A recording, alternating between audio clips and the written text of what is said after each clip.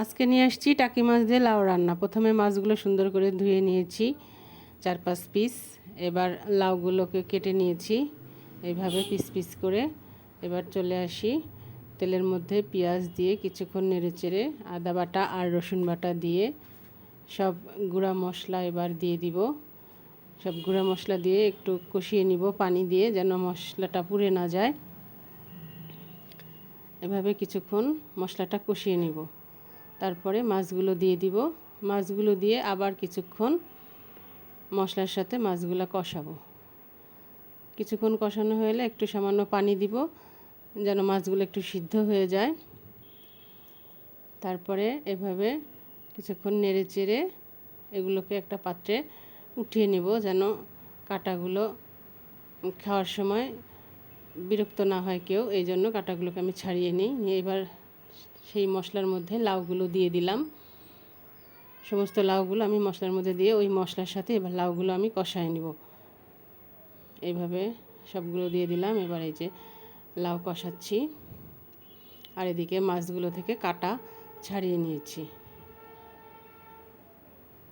কিছুক্ষণ কষানোর পরে এবার আমি বেছে নেওয়া মাছগুলো আমি এবার এর উপরে বিছিয়ে দিয়ে আবার সব কিছু সুন্দর করে নেড়েচেড়ে নিব। লাউয়ের মধ্যে থেকে এমনিতেই পানি ওঠে, আর এভাবে কিছুক্ষণ কষায় নিয়ে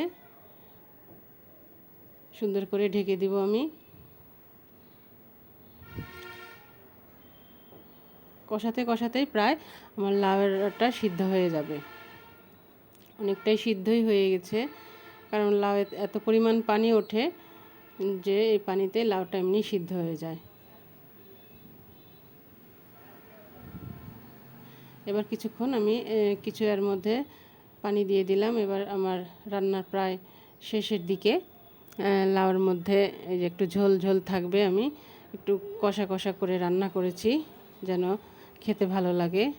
আপনারাও এভাবে রান্না করবেন টাকি মাছ দিয়ে লাউ।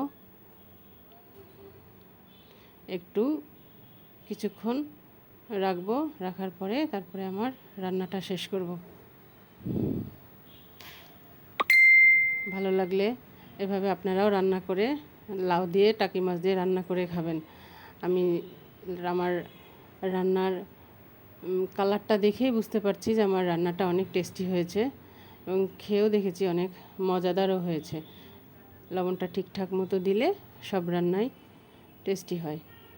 এটা হচ্ছে আমার ফাইনাল লুক রান্নার। এরপরে আমার রান্না শেষ, আমি একটা পাত্রে এগুলো ঢেলে নিয়েছি। দেখতে কেমন হয়েছে সবাই সাবস্ক্রাইব করবেন, কমেন্ট করে জানাবেন।